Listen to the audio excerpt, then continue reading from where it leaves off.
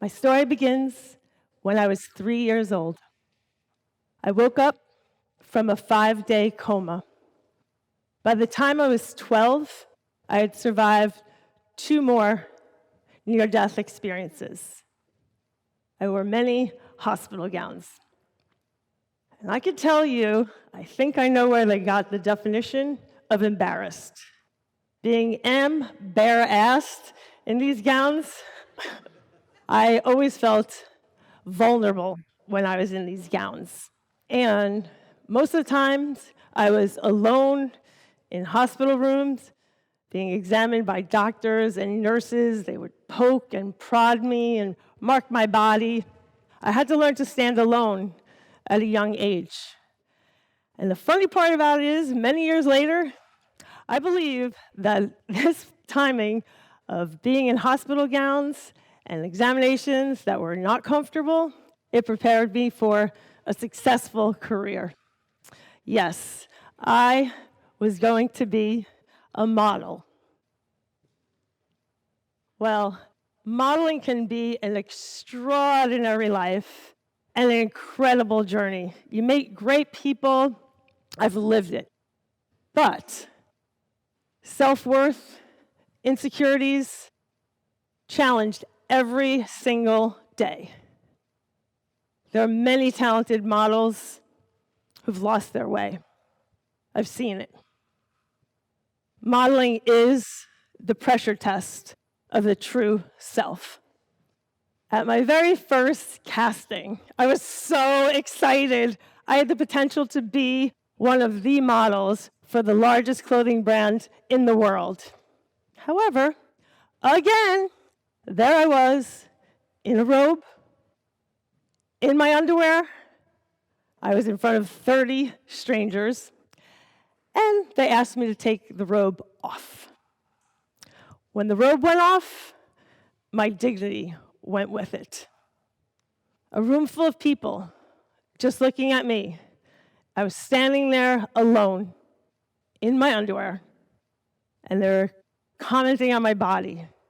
They commented on my behind. They commented on the density of my breasts. They commented on my skin tone. They basically scrutinized every part of me. The voices in my head were screaming at each other. I was having flashbacks. It was me, a little girl in middle school, and the bullies were making fun of me because I had a flat chest. It was the doctors another time when I had a rare skin peeling disease, taking photos of me, which were just like model digitals. In your underwear, front, click, side, click, back, side again, and over and over. It was a lot. Balancing these voices was very difficult. But I was in there. I wanted to run out. That's all I wanted to do. I was like, the voices in my head were saying, I cannot do this. Why are you modeling? Another voice says, you can do anything. I want to quit, but I want to succeed.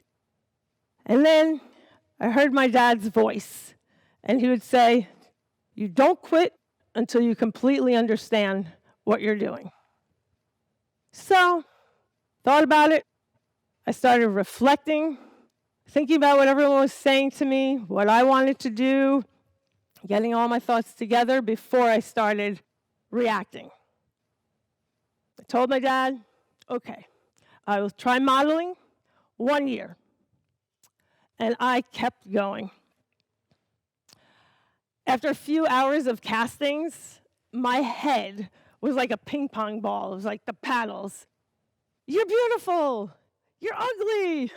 Your breasts are too small. Your breasts are too large. Balancing everyone's opinions of you and trying to please everyone was virtually impossible. And I always liked the word impossible, and that phrase that I heard, that's I am possible. So when I was standing there, embarrassed and people were judging me, I just kept saying, I am possible. This is a job. Just stick it out and keep smiling. So I did. In the beginning, it was really rough.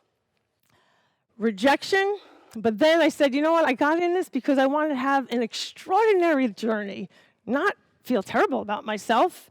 So I started taking every rejection, every harsh comment, and turning it into a challenge and kind of a little game in my mind. As I started accepting myself and filtering what I was hearing, I would extrapolate the positive of everyone's words. And if there was something, a little tidbit that I could improve, I would work really hard to improve myself and be the best I could be. If there's snarky and mean, I would just disregard, toss it. That means nothing. Words are words. It's what you do with the words, what they mean to you, what you believe, and then how you act on those words that makes the big difference. The physical environment was a little rougher than I thought when I was going to get into modeling.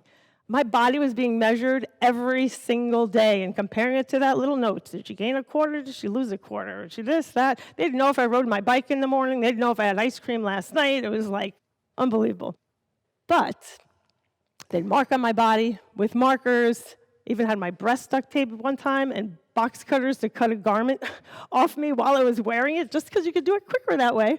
But I learned to speak up for myself about that, too. So asserting yourself in a professional and positive way is important.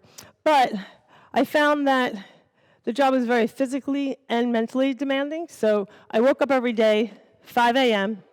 I started work early. I gained stamina, I gained strength, and I worked even harder on disciplining my mind. I was creating my own voice, and I wanted to have a happy life and a successful career. Now, I'm not sure how many of you know about modeling, but modeling competition is fierce, and it's a very fickle game. I felt like the balloons of confidence were floating up and down all the time. When I would get a compliment or see myself in a big ad larger than life, I was like, woo, I'm flying high like a balloon, you know? Then you go to the next job, pop! They criticized you. Then I felt deflated. So even when I was working on my own voice, it wasn't always perfect, you know? Sometimes words can hurt, but I just kept remembering. It's just their opinion. Everyone has an opinion and is entitled to your opinion. So I moved on, kept putting positive thoughts in my mind, positive affirmations that I could do things that I didn't think I could do. And I kept going. I was in magazines. I was on underwear boxes. I was in all types of modeling on the runway. But then I found my niche. And my niche was as a fit model. It turns out that I was the industry standard size for designers to represent their customer, and they would try clothes on me. They'd tailor them to me, like this woman is doing here in the photo, and then I'd have to wear test them, and then they'd sell them to stores. So my goal of my job was to make people feel comfortable and look fabulous in their outfits. And I found that the more that I worked, the more I became comfortable in my own skin. And when I was comfortable in my own skin, my confidence grew. I stood up for myself. And when confidence grows, your client roster usually grows with it. And mine did. People took notice. I was working directly with Michael Kors, Tommy Hilfigers, you name the big designers of the time. I traveled the world. It was really great. And I even would be body doubles for celebrities like Julia Roberts. It was such a twist. The body that I was ashamed of my whole life, now they were telling me I am the body. What? How does that happen? But a friend of mine told me early on, they may love you one day, and tomorrow they drop you. So I enjoyed the lavish parties, wining and dining with the billionaires. I traveled the world. So growing my grit got me to the glamour. However, that was not the rewarding part of my job. The best part of my career and my passion in life is connecting people. When I started presenting great opportunities to others, it was magical. I felt so good when I could help someone else have their dream come true. Modeling's tough, you know? There was competition, and there were so many people trying to steal my accounts and being fierce. But I found I only had to compete with myself and didn't get involved in any of the lies or the gossip. And I just did my thing, connected my people, found positive voices to surround me and to love me and support me when I was down. I remember a model. We were body doubles for each other. I was East Coast Banana Republic. She was West Coast Banana Republic. And we would spend hours in changing rooms together. And there was a time, everyone gets down. You're not going to be Miss Positive and everything great. When I was on the job, I don't think I was ever down. But there were days that I was going home and I wasn't feeling my best. And she pulled me out of things one time, a couple of times probably. One day, I was out of fitting like normal. Tape measures out, typical day.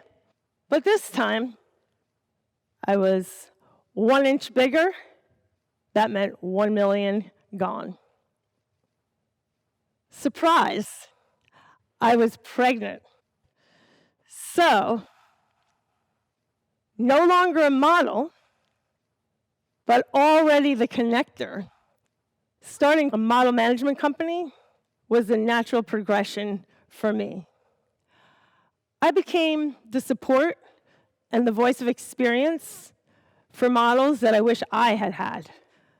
I always accepted people of all sizes, shapes, ethnicities. It was way before it was trending. And being there to help others reach their goals and accomplish what they wanted to, it just feels incredible. So we try to model how to be a model. My grandmother, Nani, she always used to say this phrase when she'd say something that she knew that I didn't want to hear. So she'd be like, "Don't take me for bad." Well, don't take me for bad today. The likes you get, the followers you have, the company that you keep, those are all great for support, but they are not the source of true self-esteem. Words are just words. You need to grow. Rejection, I started overcoming that. My greatest fear and my biggest insecurity when I was younger was about my body. I put in the painful work, and that body became my greatest asset. Now, whether you are a child in a hospital gown, or a model in a ball gown, or me standing here in front of you today, my biggest fear right now is public speaking. So, I thank you, and I hope that from my story, I can lend some voices to you, and you go out, create your own voice, and share your voice with others. Thank you.